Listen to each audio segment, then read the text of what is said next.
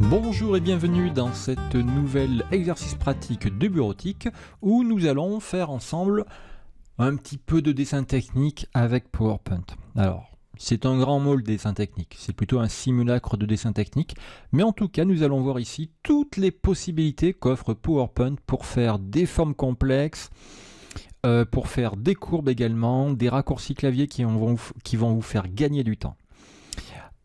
Pourquoi cette vidéo? Initialement, on m'avait fourni cette pièce-là, cette image, et on m'avait demandé s'il était possible de la reproduire avec le logiciel Visio. Je ne pense pas. Je ne pense pas. Pourquoi? Parce que pour faire cette pièce-là, il nous faut des outils qui combinent les formes entre elles, qui fassent des fusions, qui fassent des soustractions de formes. Et à ma connaissance, il n'y a que PowerPoint qui possède ces outils-là. Ces outils de fusion, d'extraction, de soustraction. Ça, c'est notre point de départ. Et ça, ce sera l'arrivée. Entièrement réalisée avec PowerPoint. À qui s'adresse cette vidéo? Cette vidéo s'adresse aux personnes qui connaissent déjà relativement bien la bureautique, qui s'en servent assez régulièrement, qui ont déjà fait des formes, des triangles, des rectangles, des cercles, des ellipses, et qui veulent aller un peu plus loin et découvrir tout ce que PowerPoint peut vous offrir en guise de dessin complexe. Allez, on est parti. Vous allez pouvoir, juste sous la vidéo, télécharger ce fichier-là, le fichier pièce.pptx. Et une fois que vous l'avez téléchargé, vous aurez ceci, une seule slide avec la photo à l'intérieur. Uniquement ça. Le but, c'est de se servir de cet exemple pour reproduire les formes par-dessus. Par contre, si je commence à faire mes formes par-dessus, qu'est-ce qui va peut-être se passer? Eh bien, malheureusement, je vais peut-être déplacer la photo, déplacer le modèle. Et alors là, je vais être obligé de le repositionner, je vais perdre un temps fou et ça va m'énerver. Donc, cette photo, pour être sûr et certain qu'elle ne bouge pas, on va la mettre dans le masque des diapositives. Alors, si vous ne savez pas ce qu'est le masque des diapositives, c'est pas grave, suivez les manips. Vous pourrez découvrir l'intérêt et la mécanique des masques des diapositives dans les playlists PowerPoint cours niveau 3 et PowerPoint cours niveau 4, où effectivement les masques sont c'est un outil qui fait gagner un temps monstrueux quand vous avez des diaporamas à faire. Allez, ça, je veux la mettre dans le masque pour qu'elle soit entre guillemets en arrière-plan. Donc je clique sur l'image, je la coupe. Clic droit, couper, CTRL X, c'est comme vous voulez.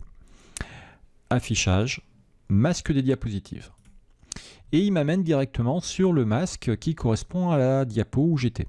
Et là, CTRL V, clic droit, coller. Je pose ma photo. Je sors du masque, fermez le mode masque. Et me voici me revoici dans ma diapo 1. Mais par contre, la photo est dans le masque. Donc, pour la déplacer, l'agrandir, la rétrécir, la supprimer, il me faut accéder au masque. Vous pouvez faire ce que vous voulez, vous ne la bougerez pas. Donc ça, c'est déjà un très bon point. Ensuite, on va essayer de travailler précisément. Et bien, pour travailler précis, il faut travailler gros, il faut zoomer. Pour zoomer, soit vous avez le curseur en bas à droite, soit vous avez CTRL molette. Je maintiens CTRL et je fais rouler la molette. Voilà. Je vais zoomer ici car je vais commencer par ça. L'autre avantage de zoomer, c'est que si je fais des petites erreurs d'alignement ou de taille, alors que je suis à 400% de zoom, eh bien, une fois que je serai revenu à 100%, ça ne se verra plus. Donc ça, c'est également un avantage. Je fais des erreurs avec un gros zoom, arrivé à 100%, ça ne se verra plus, ou moins. Allez, on est parti ici. On va commencer par des formes simples. Là, j'ai un cercle. un deuxième cercle. On va dire qu'ils ont le même diamètre, hein. On ne va pas se casser la tête. Ce sont des formes qui n'ont pas de fond avec un contour noir. Pour faire mes formes insertion, forme. Et je prends ici forme de base, ellipse. Je fais un clic dessus. Je maintiens enfoncé et je trace mon ellipse. Et la première difficulté, comment faire une ellipse parfaite? Eh bien, avant de lâcher la souris, je maintiens Shift. Shift, c'est la flèche qui monte, hein. Il y en a deux sur le clavier. Elles sont en haut des touches contrôle, juste au-dessus. Et elles permettent de faire des formes parfaites. Ici, je maintiens Shift, je fais une ellipse parfaite, soit un cercle. Voilà. Je déplace, grosso modo. Alors, je ne peux pas zoomer plus, hein, je suis à 400% de zoom. J'essaye de diminuer. Qu'est-ce qui se passe? Mon affichage avait bugué. Ça commence bien. J'essaye de diminuer ou d'agrandir mon ellipse. Je maintiens Shift, toujours Shift, car ça me permet de conserver cette notion de cercle. Voilà. Là, on est pas mal. On est peut-être un peu gros. Vous voyez, quand je l'agrandis ou quand je la rétrécis, elle devient en partie transparente. Ça m'aide à voir ce qu'il y a derrière. Parfait. Bingo. Pour être sûr et certain que j'ai toujours un cercle, dans format de la forme, je vérifie que la hauteur soit égale à la largeur. C'est le cas ici. Allez, remplissage, aucun remplissage, contour noir. Je dois dupliquer cette forme pour la mettre ici, à droite. Je vais dupliquer, non pas avec copier-coller, hein, mais avec un raccourci clavier qui va aller beaucoup plus vite. Pour la dupliquer, ma forme doit être sélectionnée. Je maintiens ensuite la touche CTRL. Et vous voyez, dès que je maintiens CTRL, la souris devient une flèche blanche avec un petit plus en haut à droite. Voilà, là je maintiens CTRL, je maintiens enfoncé, je me décale à droite. Si j'ai une version récente de PowerPoint 2016, 2019, eh bien j'aurai des aides visuelles. Vous voyez les petites lignes qui apparaissent? Voilà, ça ce sont des aides, des repères automatiques qui m'aident à garder les mêmes horizontales ou verticales. Là on est pas mal. Allez, je lâche. Parfait. Ensuite, alors, excusez-moi, je vais peut-être un peu vite. Si vous avez une vieille version, une version 2007 par exemple, de mémoire, je ne sais pas si vous aurez ces petites aides qui apparaissent. Or, c'est pas grave, regardez, je la mets quelque part ici, un peu trop basse. Pour les aligner, vous les sélectionnez toutes les deux. Et dans format de la forme, aligner. Ici, je veux que celle du bas monte. Je veux donc aligner sur le bord supérieur de la sélection. Aligner en haut. Quick, et voilà. C'est pas mal. Je vais la décaler juste un petit peu à gauche. Parfait. Pour décaler vos formes, je vous conseille les flèches du clavier. Ici, gauche-droite. Ensuite, nous avons ceci à créer. Et c'est là qu'on va profiter des outils de PowerPoint. Alors, cette forme est une forme complexe. Pour la créer, il faut mentalement la découper en objet de base. Qu'est-ce qu'on a comme objet de base? Nous avons des ellipses, des cercles, des triangles, des losanges. En fait, ellipse, rectangle, ça suffit. Je peux vous garantir qu'uniquement avec ces deux-là, alors si on va peut-être rajouter le triangle, allez, avec ces trois outils-là, ces trois formes-là, on peut faire beaucoup de choses. Alors, voici ce que je vous propose. Nous allons faire à gauche un cercle que nous allons dupliquer pour faire la partie droite. Et nous allons recouvrir le tout avec un rectangle. Et pour finir, nous allons fusionner ces trois formes en une seule. Allez, on est parti, il me faut un cercle, j'en ai déjà au-dessus, donc je ne vais pas en refaire un. Je sélectionne l'un des cercles, je maintiens CTRL pour le dupliquer. Parfait, je le cale à peu près là. Shift enfoncé pour garder les proportions. Eh bien, on est pas mal ici. On est pas mal. Ensuite, CTRL enfoncé pour dupliquer. Impeccable. Et maintenant, il me faut un rectangle. Forme rectangle. Je trace un petit rectangle ici. Contour noir, remplissage aucun. La hauteur du rectangle doit être la même que les deux formes. Je prends une forme, n'importe laquelle. Hauteur 0,75. Donc, mon rectangle, la hauteur doit être de 0,75.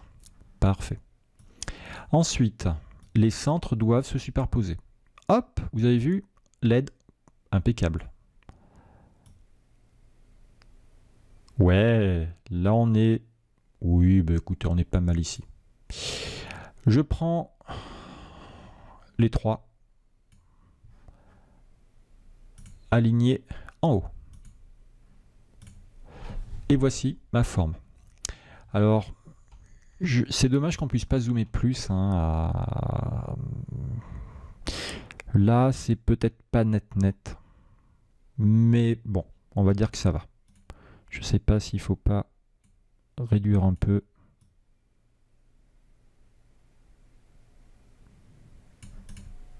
Non, ça va. Hein. Faut pas être non plus trop exigeant. On n'est pas dans AutoCAD ou dans Illustrator. Maintenant que j'ai fait mes trois formes, je les sélectionne toutes les trois. Parfait. Et le bouton, le fameux bouton qu'on ne trouve à ma connaissance que dans PowerPoint, ici. Ce bouton qui va nous permettre de faire des opérations mathématiques entre les formes, de les fusionner, de les combiner. On ne garde entre elles que ce qui n'est pas superposé. De les fragmenter. On fait des formes individuelles à chaque intersection. Intersecter, on ne garde que ce qui est commun entre les formes, ou de soustraire. La forme avant moins la forme arrière. Moi, je vais simplement unir ces trois formes pour n'en faire qu'une seule. Et voilà. Parfait. Maintenant, on va utiliser la même méthode, ou plutôt quasiment la même méthode, pour faire cette forme ici, de hachure. Alors, il me faut un cercle. Ici, CTRL, je duplique. Je maintiens SHIFT, j'agrandis mon cercle. Je positionne. J'élargis.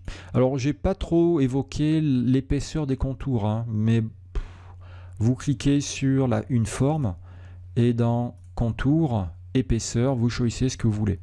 Et si vous faites autre trait, vous avez ici la possibilité de mettre quelque chose d'encore plus précis en largeur de contour. Voilà, ça c'était pour la petite histoire des contours. Mais par défaut, je pense que des contours d'un point sont corrects pour ce qu'on veut faire. Allez, je maintiens toujours Shift. J'essaye de me rapprocher au maximum du modèle, même s'il n'est pas net. Là, ça me semble honnête. Je vérifie que la hauteur soit égale à la largeur. J'ai bien un cercle. Ce cercle-là, je vais le dupliquer pour, ici, faire le cercle intérieur. Alors, je peux faire copier-coller ou CTRL et je fais glisser, peu importe. Hop. Voilà. Ok. Maintenant, comment être sûr et certain que ces deux formes aient exactement le même centre? Eh bien, on va les aligner, tout simplement. Je prends la première forme, je maintiens Shift, je prends la deuxième forme. Il faut que les deux soient sélectionnés. Alors, soit vous faites Shift, soit vous faites un grand cercle. Mais là, vous voyez qu'on a déjà des formes ici à droite. Donc, faire des grands cercles pour sélectionner, ça va être un peu embêtant. Moi, je vous conseille vraiment, arrivé à ce stade-là, de sélectionner avec Shift. Je prends la première forme, je maintiens Shift, je prends la deuxième forme. Et ici, dans Format, on va faire deux alignements. On va déjà les centrer de gauche à droite. Hop. Et ensuite, on va les centrer de haut en bas. Hop. Et là, promis juré, leurs centres sont exactement au même niveau. On va mettre un petit peu de couleur pour bien différencier tout ça et pour vous montrer la mécanique. Ok, donc j'ai un cercle vert par-dessus un cercle bleu. Le cercle bleu qui est plein. Eh bien moi je vais soustraire la forme de devant, qui est verte, à la forme de derrière qui est bleue. Je prends la forme verte, Shift la bleue, les deux sont sélectionnés. Il faut vraiment que la forme verte soit devant. Et toujours pareil, format de forme. Et ici, je vais faire soustraire. Et pourquoi ça ne veut pas fonctionner? Qu'est-ce que j'ai fait qu'il ne faut pas?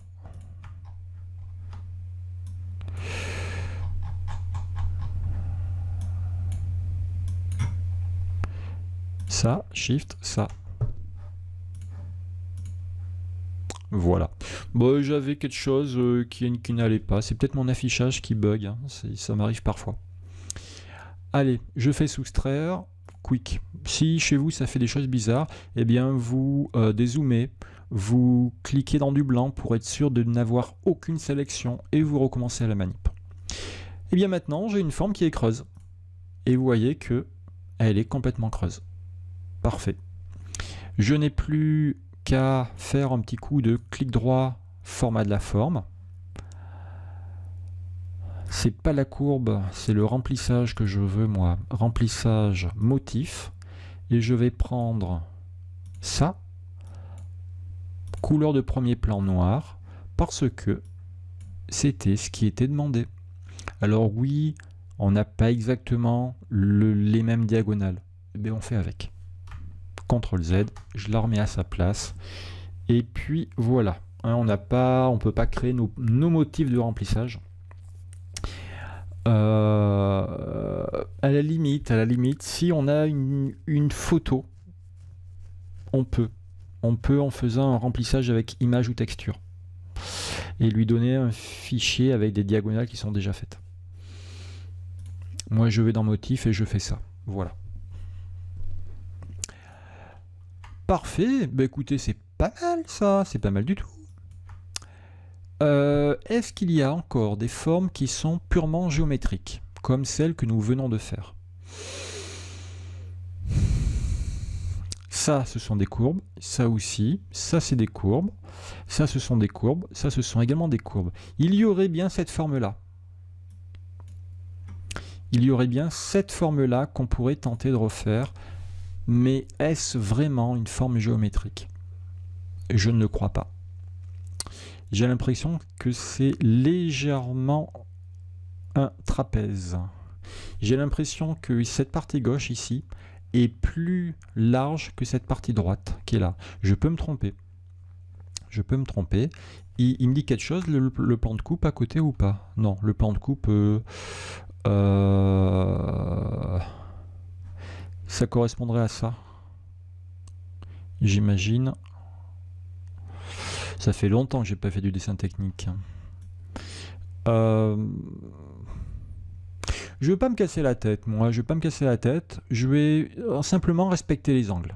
Hein, je vais pas faire un rectangle. Oh, quoique si, on va partir d'un rectangle. Allez. Insertion, forme, je prends un rectangle, je maintiens enfoncé, je trace. Tac. Le contour, pardon, le remplissage, bye bye, aucun remplissage. Et ici, il faut zoomer, Et je vais caler le point ici. Je n'hésite pas à utiliser les flèches du clavier, au bas, gauche, droite. Là, on est pas mal. Un contour noir, ça sera encore mieux. Et vous voyez que effectivement, là, ça se rétrécit un poil. C'est légèrement conique. Il faut donc que nous modifions les points de notre forme. On aimerait déplacer uniquement ce point-là et uniquement ce point-là pour le rapprocher un tout petit peu. Pas de souci, PowerPoint a des outils pour ça. Mon rectangle est sélectionné, je suis dans format de la forme et ici, j'ai un petit bouton avec modifier les points. Dès que je clique ici, ma forme ne m'affiche que ces points particuliers qu'on appelle des points d'ancrage. Les points d'ancrage sont soit des angles, soit les sommets des courbes. Je caricature un peu. et bien ce point-là, je vais pouvoir cliquer, maintenir enfoncé et le mettre n'importe où je veux. Parfait. Et moi, je le veux ici. Quick. Et là, c'est pareil, je le rentre un tout petit peu. Quick. Voilà. Est-ce que ma forme est parfaitement symétrique? Non, elle n'est pas parfaitement symétrique. Est-ce que c'est dangereux? Non, parce que je travaille à 400% de zoom et que même si là à 400% il y a peut-être 1 mm d'écart, une fois revenu à 100%, ça fera 4 fois moins que 1 mm. Franchement, à l'œil, on ne le verra pas. Et puis, ce n'est pas avec un fichier, ici un fichier PowerPoint, que l'on va faire travailler une graveuse laser ou autre chose. C'est pas une machine-outil qui va prendre ce type de fichier. Donc non, c'est absolument pas gênant. Si vous voulez absolument et impérativement avoir une forme parfaite, eh bien ce qu'il faut, c'est faire la moitié du haut, dupliquer, faire la symétrie pour avoir la moitié du bas, et réunir, fusionner les deux formes. C'est pour moi une perte totale de temps. Pour, en tout cas, ce travail-là. Donc là, c'est pas mal. Allez, je clique n'importe où, je désélectionne. Et j'ai comme ça déformé mon rectangle grâce à ce petit bouton modifier les points. On continue. Alors, on va maintenant s'occuper de cette forme-là. Cette forme courbe. Et c'est là que je vais peut-être perdre 20 à 30% des personnes. Bon, vous reprendrez la vidéo pas à pas. Et puis surtout, vous essaierez de faire des petites formes, des petites courbes à côté pour prendre en main l'outil, car l'outil n'est absolument pas intuitif. Insertion, forme, je vais utiliser pour faire mes courbes l'outil courbe. Ah, voilà. Allez, je fais un clic. Avec l'outil courbe, je vais à chaque clic de souris définir le passage de ma courbe. Attention, je dois faire des clics au début, à la fin et sur les tangentes. Je m'explique. Alors, je vais d'abord faire une forme sans du tout me préoccuper de ça. Je vais ici faire une bosse qui monte et qui redescend. Je fais un clic, je monte. Vous voyez ce que ça fait? Un clic, je descends, un clic, je monte, un clic, je descends, un clic, je monte, etc. Et si je veux, hop, clôturer, je peux ici le faire passer comme ça, et je descends. Parfait. Voilà, j'ai fait une forme bizarroïde, certes, mais en tout cas avec des courbes qui sont à peu près propres, qui sont respectées. Et déjà, vous commencez à comprendre que cet outil va être une horreur à maîtriser. Oui, le but du jeu, ce n'est pas de faire la courbe nickel du premier coup, vous n'allez pas y arriver. C'est de travailler en deux temps. Le premier temps, on va faire un objet qui va se rapprocher de l'original. On ne cherche pas à faire parfait. Et dans un deuxième temps, on va modifier cet objet pour qu'il se rapproche exactement de l'original. Alors, je fais ici courbe. Là, c'est mon point de départ. Un clic. Là, j'ai une tangente. Un clic. Là, j'ai une autre tangente. Un clic. Là, j'ai encore une tangente. Un clic. Et là, je termine. Un clic. Je fais échappe pour finir ma forme. Oui, bon, c'est pas mal, mais à la fin, là, ça déconne plein pot. Et puis là, c'est quand même, l'arrondi est un peu trop poussé. C'est pas grave, je prends ma forme et je vais ici, toujours dans, hop, modifier les points. Et là, attention, attention, je retrouve chacun de mes points que je vais pouvoir bouger comme ça. Mais sur chaque point, vu que j'ai des courbes, par exemple sur ce point-là, j'ai deux autres points blancs qui apparaissent quand je sélectionne ce point-là. On se rappelle, ce point, les points noirs, ce sont des points d'ancrage. Eh bien, les deux points qui sont blancs de chaque côté ici, on peut les appeler des vecteurs directeurs. en fait, c'est l'intensité de la déformation. Si je prends ce point blanc, je vais modifier la courbure qui est sur cette partie-là. Je maintiens enfoncé, je déforme.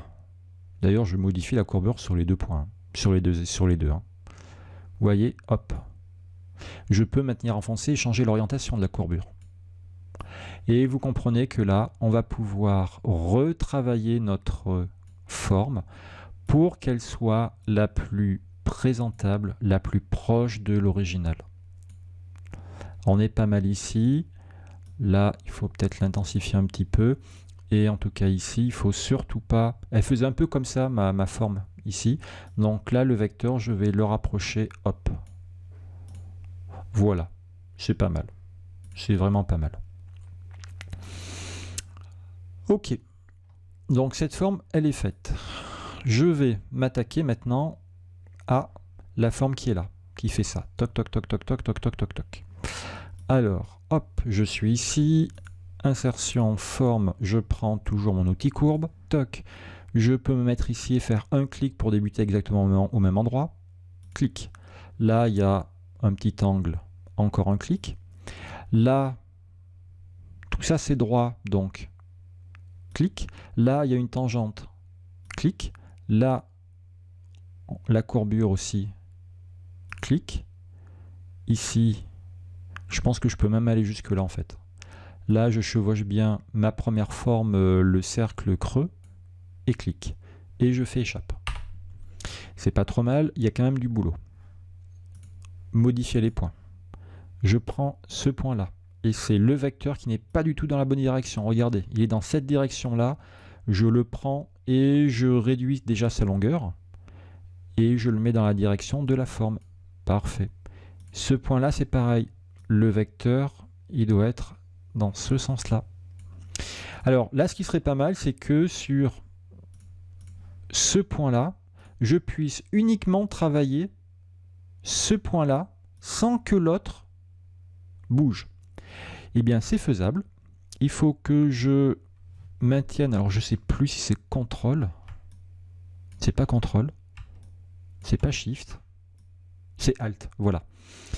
Il faut que je maintienne ALT avant de déplacer mon vecteur. Je maintiens. Et puis après, une fois que mes vecteurs sont cassés, je fais ce que je veux. Qu'en pensez-vous? C'est pas mal ça. On perd à chaque fois la commande modifier les points, c'est agaçant. Mais bon, c'est de la bureautique. Hein. Voilà. C'est pas mal. Par contre ici, alors ici, modifier les points. Je reprends le point que j'ai fait là et je le recolle. Voilà, pour qu'il se chevauche. Ici, c'est pareil, modifier les points. Toc, on va le mettre un peu comme ça. Voilà. Il ne me reste plus qu'à mettre ça. Contour noir. Et ça, pareil. Voilà. Je pense que c'est pas mal. Alors peut-être que ici, il faudrait quand même modifier les points. Il faudrait peut-être le décaler encore un petit peu. Parfait. Allez, qu'est-ce qu'il nous reste? On va s'occuper de cette forme-là. Insertion, forme, courbe. Je fais un clic ici, un deuxième clic là, et un troisième ici. Je fais échappe. Je vais dans modifier les points. Là, il me manque là, je suis en manque de courbure. Donc, je prends ce point-là. Et là, mon vecteur, je vais le déplacer. Parfait. Super. Je peux l'augmenter un petit peu. Eh bien, on est pas mal du tout. Forcément, avec un modèle de meilleure qualité, ça serait encore mieux. Allez, ça c'est bon. Ensuite, il y a cette forme-là qui part ici, toc toc toc toc toc toc toc toc toc toc toc, qui va jusque là-bas. Pop pop pop pop pop. Alors ici, ben moi je pense que je l'arrêterai là. parce que je ferai la forme qui fait là et ça. Donc, on est parti. Alors là, il faudrait que je voie tout en intégralité, ce qui n'est pas gagné. Voilà, là je vois tout et je garde mon zoom à 400%, parfait. Insertion, forme, courbe, toc. Allez, un clic, un clic, un clic. Si vous avez la fâcheuse tendance à faire des clics trop proches les uns des autres, vous risquez d'avoir des courbes qui ne soient pas lisses. Hein, c'est une erreur que beaucoup de débutants font avec Illustrator ou InDesign. Et je pense que beaucoup de personnes peuvent faire la même erreur ici avec cet outil-là. On ne cherche pas à faire parfait. Hein.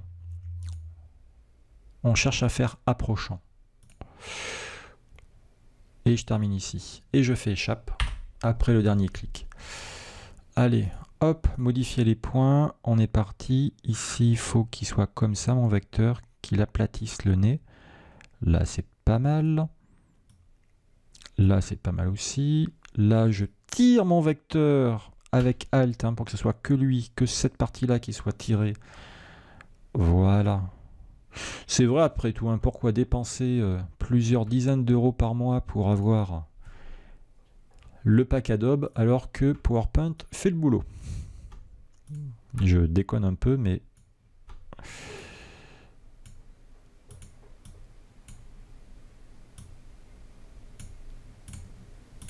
La flûte. Voilà pourquoi on dépense quelques dizaines d'euros par mois, c'est pour pas s'énerver. Voilà, alors ici c'est pas très jojo. Hein. Là c'est pas très limpide. Hein.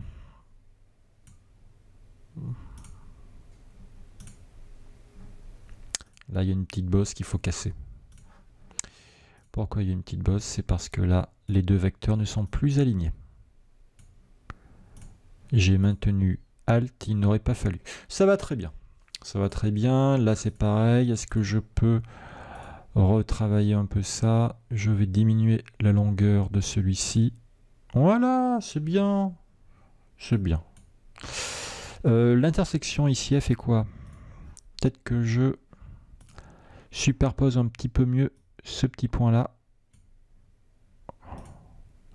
Oui, il est mieux. Par contre, maintenant, c'est l'angle qui ne va pas.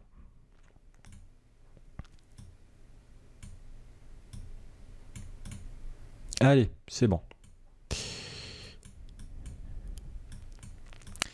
Allez, dernière, et après c'est fini. Forme. Courbe. Un clic. Alors là, c'est bizarre quand même, ce truc. 2 clics. 3 clics. Il y a un décrochage. 4, 5, 6. Échappe. Modifier. Ici, ça va aller là. Là, je maintiens Alt pour que ce vecteur soit, hop, presque droit. Parfait. Ici, qu'est-ce qu'il me faut encore? Là, c'est trop fort. Voilà, c'est pas mal du tout, ça. Par contre, là, c'est complètement pourri.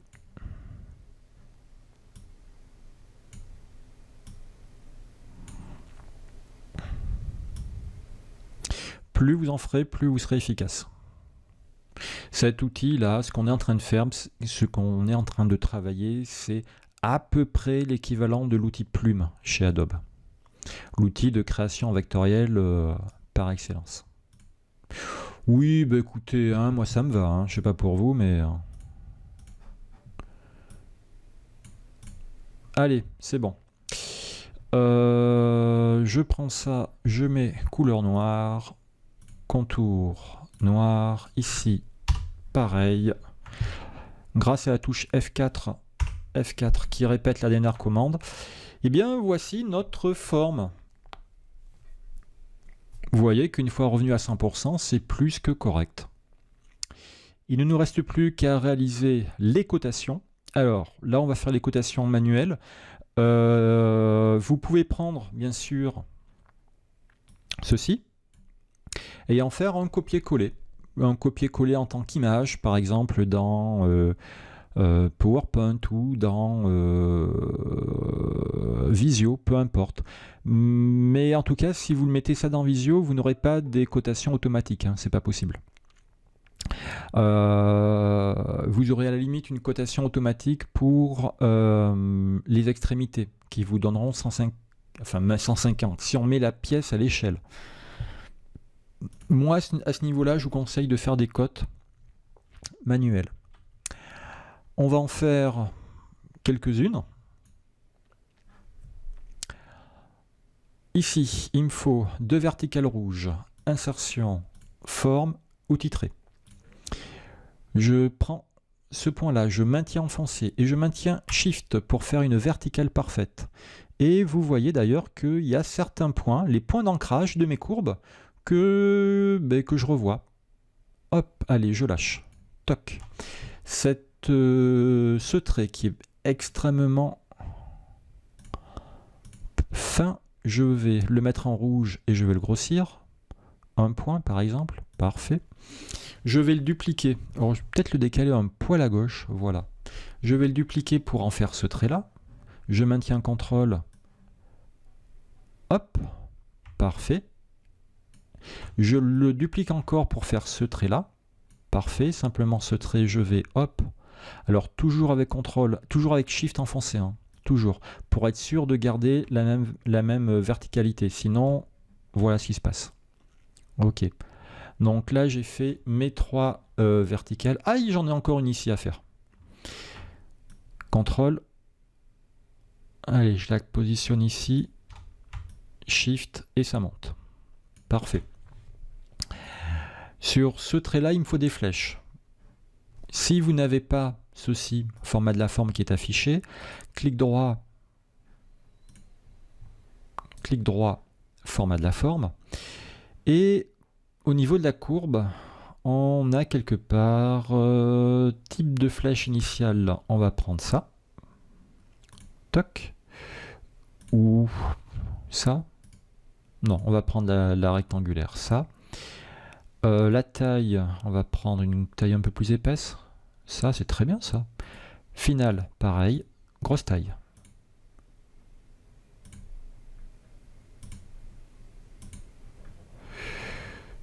Alors, pourquoi je ne peux pas...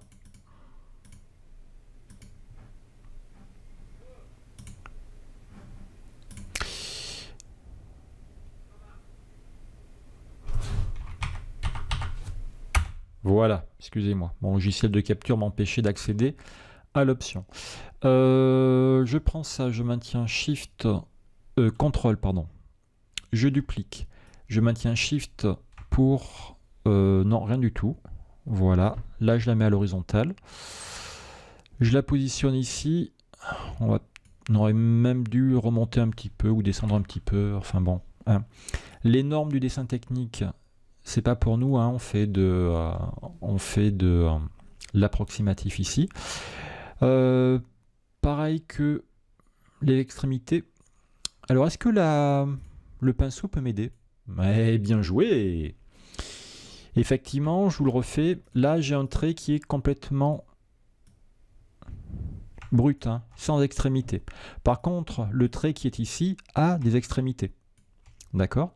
Donc, je prends ce trait-là, un clic sur le pinceau et un clic ici. Le pinceau copie-colle l'apparence. La taille, les pointillés et entre autres les extrémités des traits. Parfait. Donc ça, je peux le mettre ici maintenant. Tac, tac, tac, un peu plus bas. Ça, je peux le décaler, hop, comme ceci. Parfait. Celui-ci, CTRL, je descends. Allez, je le cale. Toc, toc, toc. Je réduis sa longueur. Je maintiens Shift pour garder l'horizontale. Parfait. Je vais prendre ça, je maintiens CTRL. Ça va là.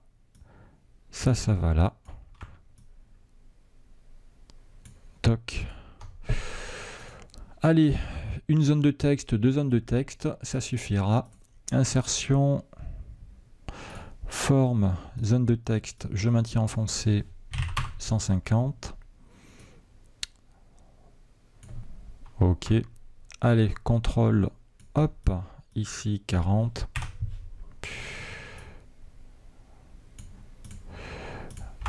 Contrôle sur la bordure pour dupliquer, je tourne avec Shift.